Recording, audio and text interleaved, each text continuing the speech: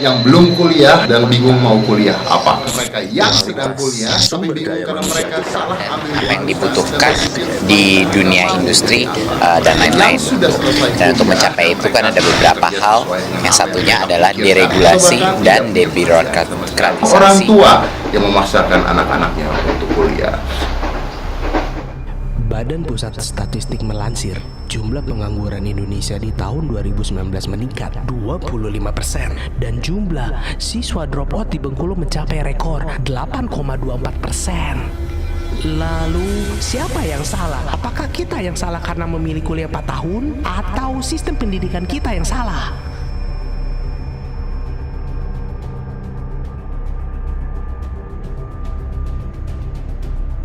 Ketika saya baru lulus kuliah, saya nggak tahu mau kerja di mana.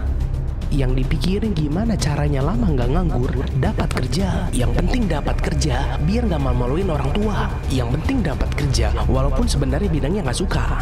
Sekarang saya jadi ingat pesan orang tua. Nak, kamu kerja yang bagus, dapat nilai yang bagus, nanti kerjanya enak. Setelah saya lulus, nilai lumayan lah, menengah ke atas lah, di universitas top lagi.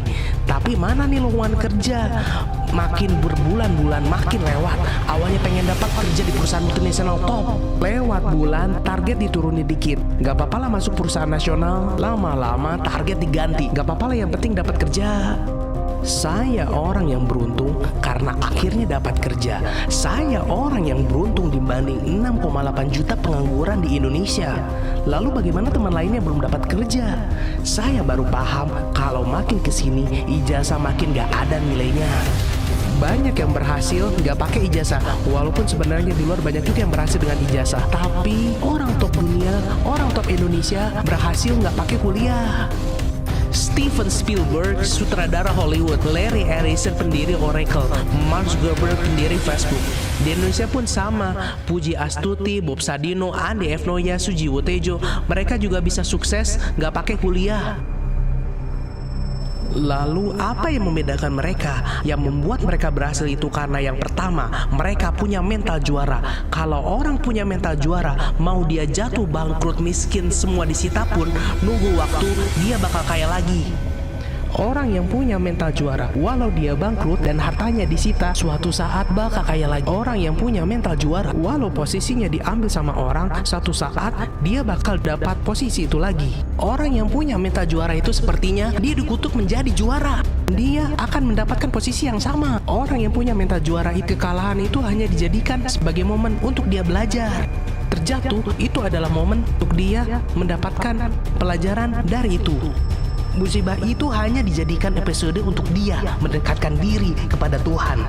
Sekarang kalau kamu punya mental ini, usaha apapun yang kamu punya, walau kamu kena drop out, walau kamu nganggur, kamu gak akan pernah menyerah, gak akan pernah berhenti untuk berusaha. Kalau kamu punya mental ini, dirimu tidak dinilai sebatas ijazah. Karena kamu lebih mahal dibanding itu. Karena kamu lebih mahal dibanding kamu lulusan mana, IPK kamu berapa, dan skor TOEFL IELTS kamu berapa. Lulus aja nggak cukup. Tapi kalian itu harus berbeda dan unik. Kalian bangun keunikan kalian yang membuat kalian berbeda dari mahasiswa-mahasiswa lain. Jadi kalian bangun keunikan kalian dan kalian pertajam keunikan kalian. Yang tahu diri kalian uniknya di mana adalah ketika kalian merasa yakin dengan apa yang kalian lakukan dan kalian merasa bahagia melakukannya. Keunikan kalian itulah yang akan membuat kalian berhasil. Orang sukses di luar sana tahu keunikan mereka dan mereka yakin dengan keunikan mereka masing-masing. Sehingga mereka terus belajar dan terus belajar, terus melakukan apa yang mereka sukai, sampai mereka mendapatkan apa yang mereka inginkan.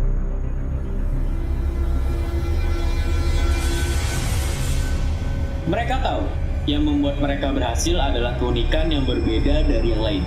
Lihatlah, Sujiwo Tejo dengan keunikan wayangnya. Lalu Nadiem Makarim membangun keunikannya dengan Gojek. Begitu juga dengan almarhum Bob Sadino membangun keunikannya dengan peternakannya. Begitu juga dengan Atta Halilintar yang membangun keunikannya dengan gaya asyapnya. Sekarang gini, ketika kamu lulus dan bergabung di antara 6,8 juta orang pencari kerja, kamu tanyakan apa yang membuat kamu berbeda, apa yang membuat kamu dilihat, poin apa yang akan kamu jual dibanding 6,8 juta orang lainnya. Jangan berpikir jalan yang sama, kamu pasti bisa kreatif karena Tuhan menciptakan kamu tidak ada yang sama, berbeda-beda. John D. Rockefeller pernah bilang, "If you want to succeed, you should strike out on new paths rather than travel the worn paths of accepted success."